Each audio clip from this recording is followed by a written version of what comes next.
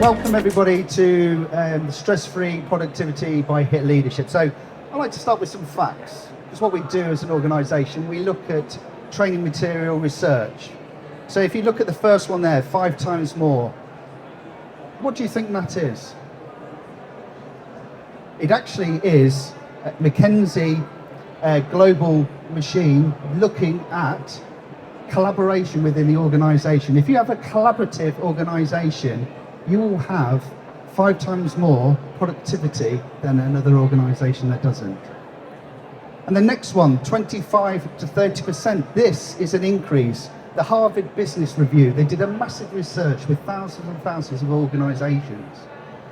And they looked at how communication and collaborative measures were working. And they worked out you're 25% more productive if you have great communication between all layers of the organisation.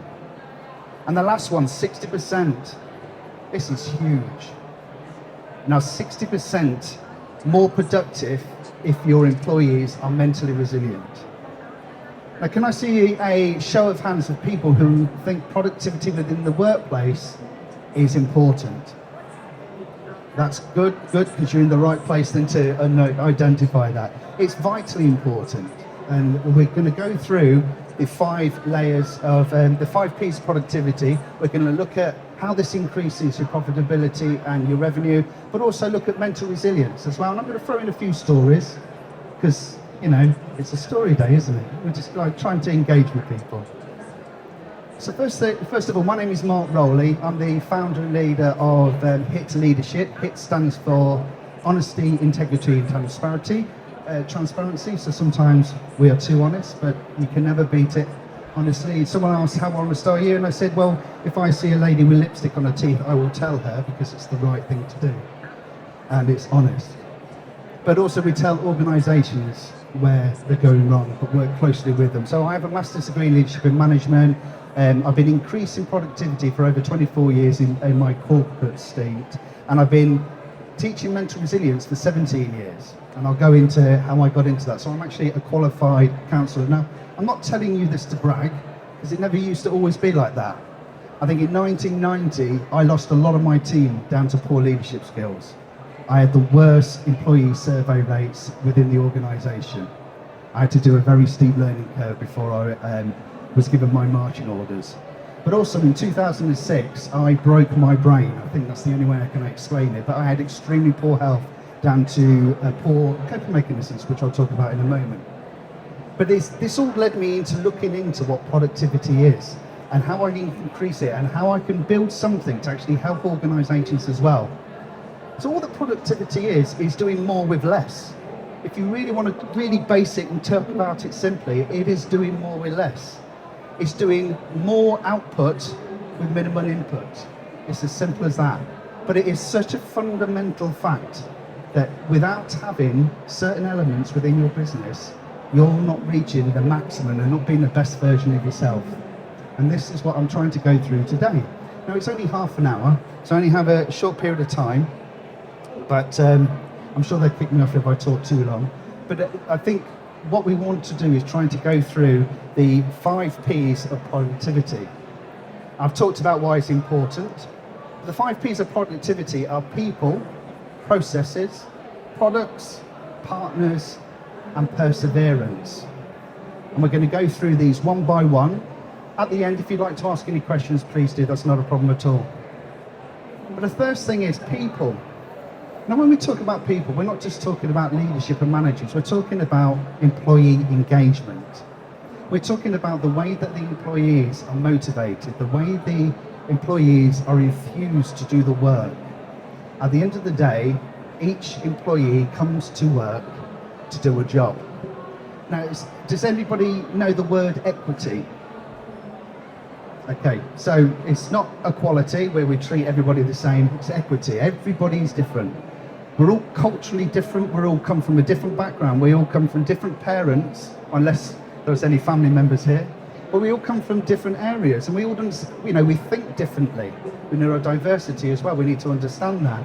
So when we teach and motivate and train our employees and look at them, we need to understand what the motivators are. For example, I had someone in my team who was a very quiet gentleman, quite a big fella, and he basically wouldn't come out to any of the events, and he would just get on with his work. But I was a bit concerned because he wasn't talking with everybody. He's not actually highly involved. And what it turned out, I had a conversation. First, we had an hour's performance review, 15 minutes, talking about the goals he was reaching, how he's doing, is there anything I can do to help? Then I asked him what his coping mechanisms in life and what it was his life's choice and what did he want to do. And I found out that all he was doing was saving up for one of these big bikes, you know, like those BMWs or Harley Davidsons or one of these cruiser bikes. And he was going to go all around Canada. He was just going to ride over, and that's it. He was going to backpack and he was going. That was his dream. The only reason why he was working, he wasn't married, he didn't have kids, he didn't have a lot of family. He was saving up for the lifetime, you know, that he wanted. He wanted to retire and just drive his bike around Canada. But there's nothing wrong with that. It's a fantastic dream. But that was his motivation. So once I understood his motivation, I was able to work with him and say, okay, so do you want to earn more money? Because, well, yeah, it would help me achieve my goal quicker. So, well, okay, let's look at that. Let's look at, do you want to increase your managerial responsibility? No. Okay, so you want to do more work, more hours, more flexibility. Yeah, so once you start to understand that, that's just an example of one person.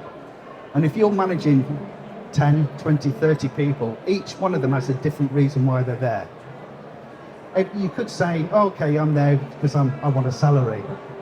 It's not. Everybody has a different motivation. There was one lady she was the sole carer for her elderly parents. So she was coming to work to get a break, but also to pay for the care for when she was at work. So that was another fundamental thing. So I could not put her on any other things outside work. I couldn't put her on any shifts or anything along those lines. So I had to understand that she wouldn't be able to do them. So I wouldn't put her in that difficult situation and ask her. And I think that's really key. I've got on here as well for leaders and managers. So I've talked about employees. But when we lead and manage, we're not telling people what to do.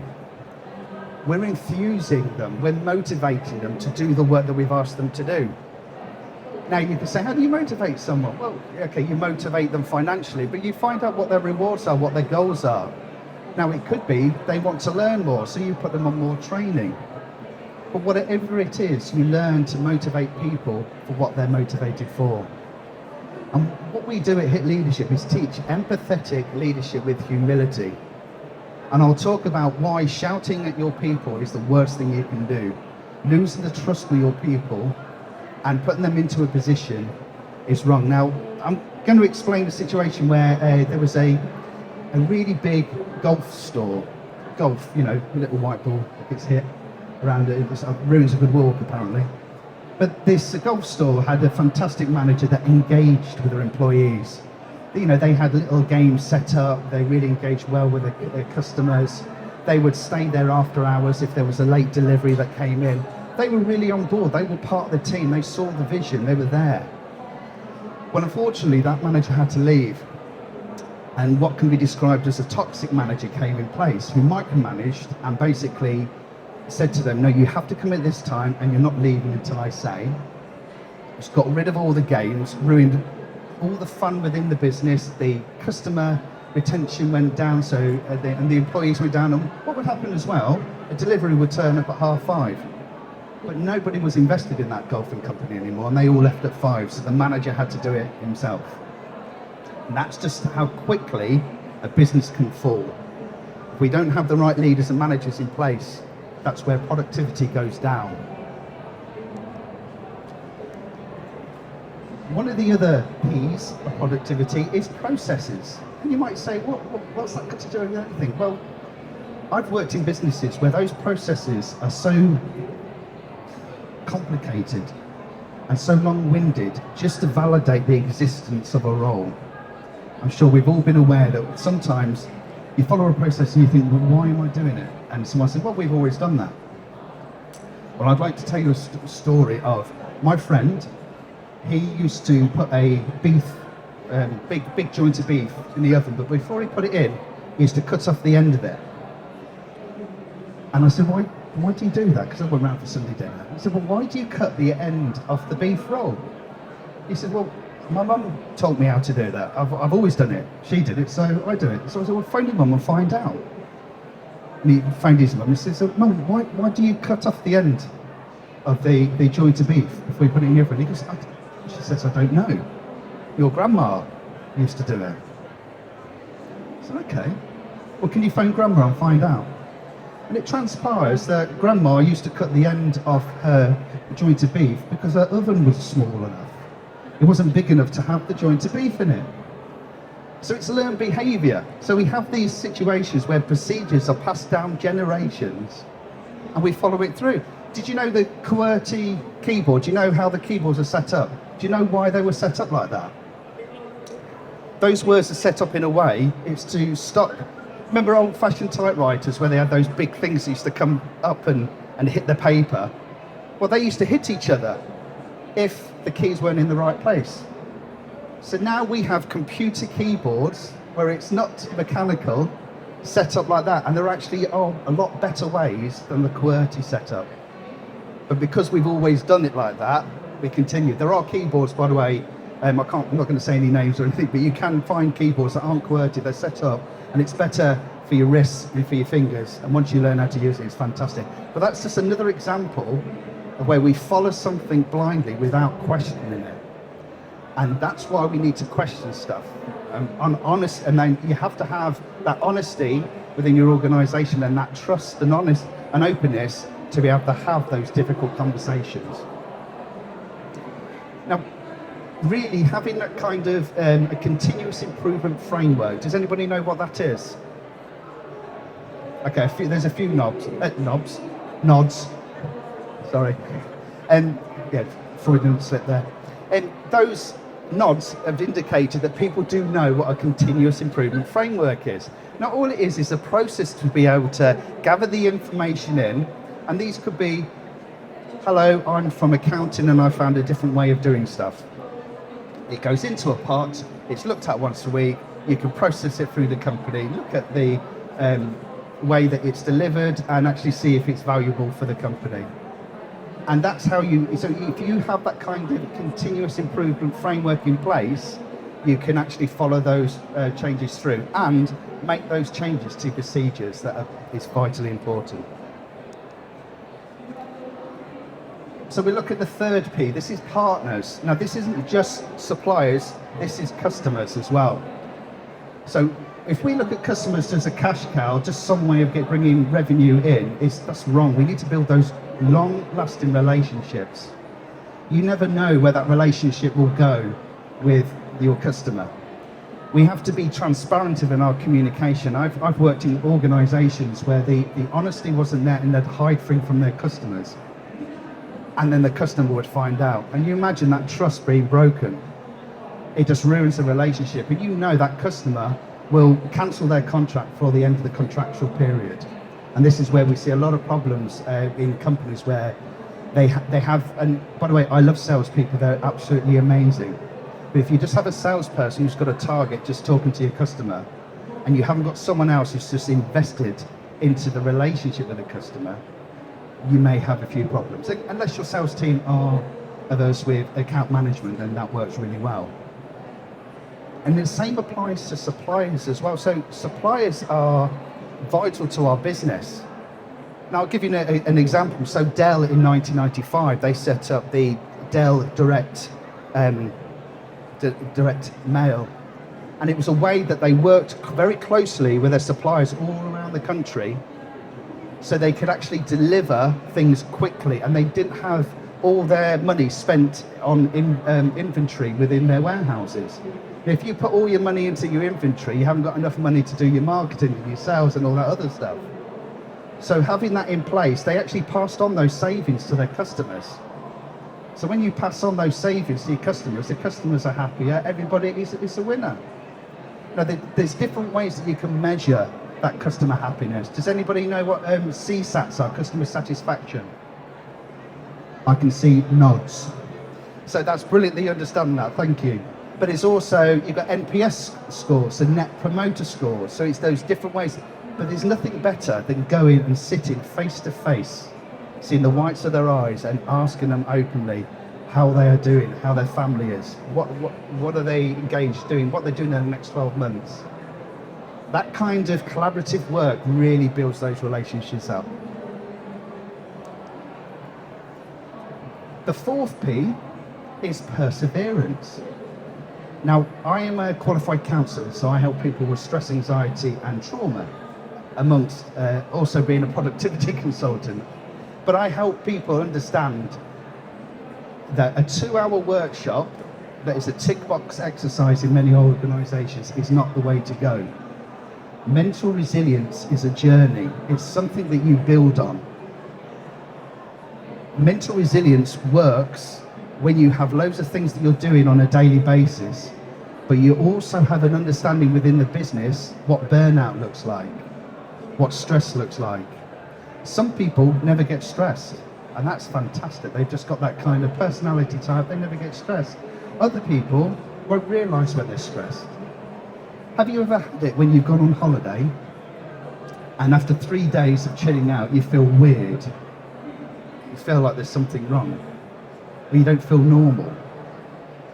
Well, that's because you've calmed down and you're not producing cortisol. So cortisol is what's produced when we're in stress. So within 10 minutes of being in stress, you're already losing about 50% of your cognitive ability. Your cognitive ability is your ability to think, problem solve, communicate correctly.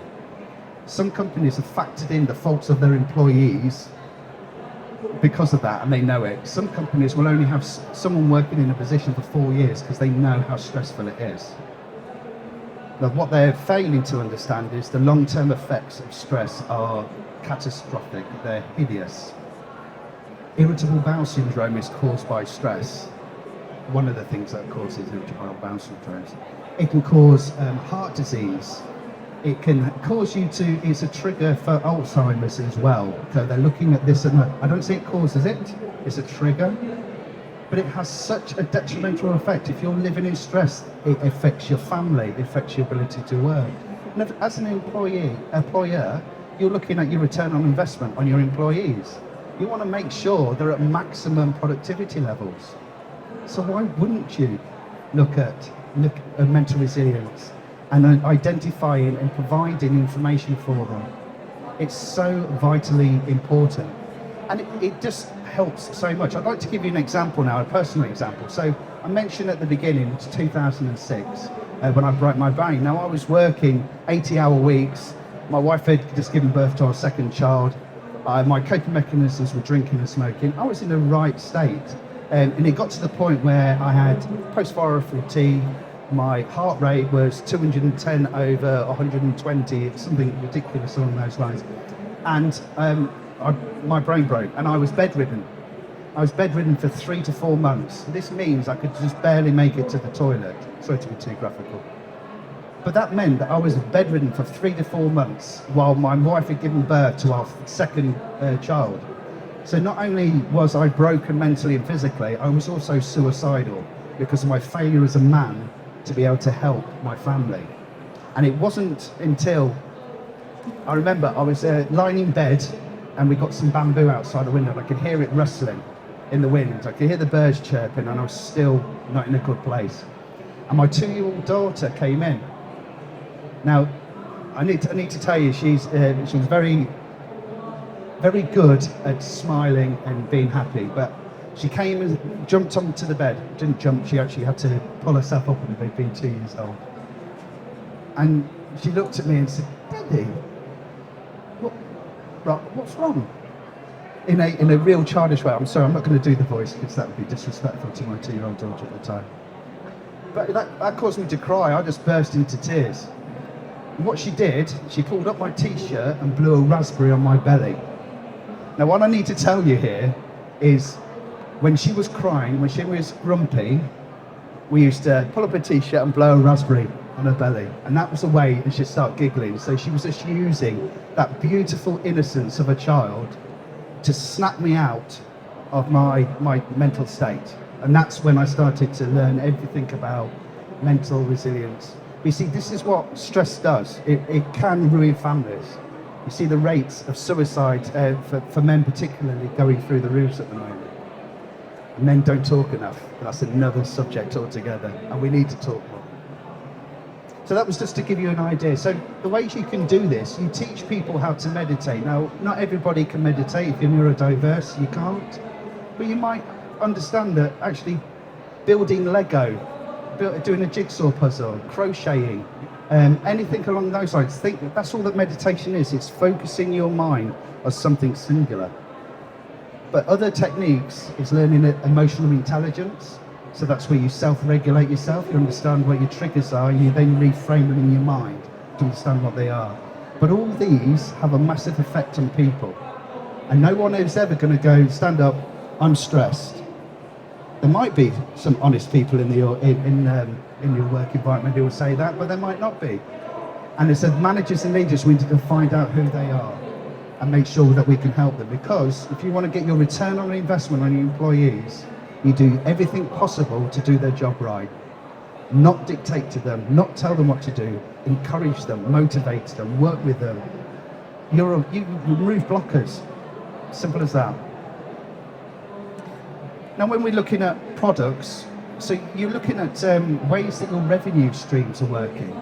So I know of a company, I'm not going to mention their name, but they had 4 different product lines, solid product lines. 2 of them were service and the other 2 were physical. But one of the physical products was actually a loss leader. They were actually losing money on it. But they said they had to sell that as part of building the services up. And we worked with them to actually change that and find different suppliers so actually it becomes more viable. But unless you look at your revenue streams or your products, you will not understand that. But it's also understanding what your markets are doing. So looking at diversification as well. Can you all remember Blackberries? Yeah? So Blackberries, they were a leading mobile phone provider. They failed to keep up with the Joneses. They failed to have a look what was happening in the market. And they got left behind. I think they do cyber security now or something along those lines, I'm not sure. But I think it was in 2012, they finished doing mobile phones. So that's just a situation where a company failed to keep an eye on their products, on their revenue streams, and I'm going to look through. Now the R&D, that's research and development, so that's looking at the way that you test and qualify your products as well. So there could be better ways, quicker ways of doing it when you look at your processes, how you're doing it, but it's all the same. It's always looking at that market share and looking at how they work. Now I've gone through the 5 Ps of productivity. But what happens if your company is resistant to change? So we're all human beings. When we have change happen to us, we want to revert back to where we're comfortable or what we've been doing for years. You know, if you're in an organisation where you have seen that occur, there's something called business change management that has an absolutely brilliant effect on bringing people on board, identifying the people who are detracted from that you're trying to change, actually make a difference. So if you are implementing any change within any organisation, get yourself a business change manager who can really make a difference. You can do it in-house as well. It's just finding out, but explaining as well. So if you don't communicate why the changes happen, why it's making a difference to the organisation or to your employees, then you'll have a problem. People will change if they understand the reason behind it and are on board. If they're not on board, you can bring them on board by understanding why they're not. And you can only do this with good communication and business change management. It's one of the lesser known things that businesses fail on, and I've seen this happen a lot of times, where you put in change for change's sake. It's an idea at the CEO level. You make that change, it gets filtered down, lots of money is spent with putting little stickers up around the office. There's a poster here, there's a poster there, online training of half an hour and boom, that's it. Well, that's not how business change, you're forcing the change. And we all know we don't like to be forced to do things that we don't know the reason why we're doing them. Some of us are more compliant than others, some of us are more hot-headed than others. But at the end of the day, to understand what it is and why they are against it, business change management works. So when's the best time to do business change management or to do the 5 P's of productivity. Well, there's an old Chinese proverb that says you should have planted a tree 20 years ago, and the next best time is now. You cannot afford, as a business, to sit on your laurels. You're making some money, it's all looking good, it's great, but things can go downhill very, very quickly. If you use the 5 P's of productivity, they look so well. And if you go to stand R314, you can give your email address and we'll send you, not this presentation, but a 5-page PDF document that goes through each of the areas and goes through the areas discussed today. But it really, really does make a difference. That's stand R314. And we will help you do that, but we're also looking at behavioural and personality tests. That's just another gimmick to get you to come and sign up, really. But I think it's again, that's my honesty, I do apologise. But remember, there is only, the best time is to do it now, not later on. Now, sometimes looking at the 5 P's of productivity, you think, I can't afford that. And when I talk about motivating employees and enthusing them, you're thinking, oh, that's actually going to cost a lot of money. It's not. It doesn't cost money to change attitudes and behaviours and put processes in place. Mental resilience, it doesn't cost money, it takes time. And it takes time to put those things in place. But there's lots of free things that you can do to actually get online and help people understand that. Because the long-term effects, we're still finding out. I study psychology and neuroscience, and long-term effects of stress are far-reaching. And I wish I knew about this before I broke my brain in 2006. I'm glad I did, because I'm now here helping people understand the difference between what real stress does. Because there's 2 different things. There's eustress and there's distress. Eustress is good stress in short bursts. Distress is the bad stuff that you don't really want. So thank you very much. I appreciate your patience. Thank you.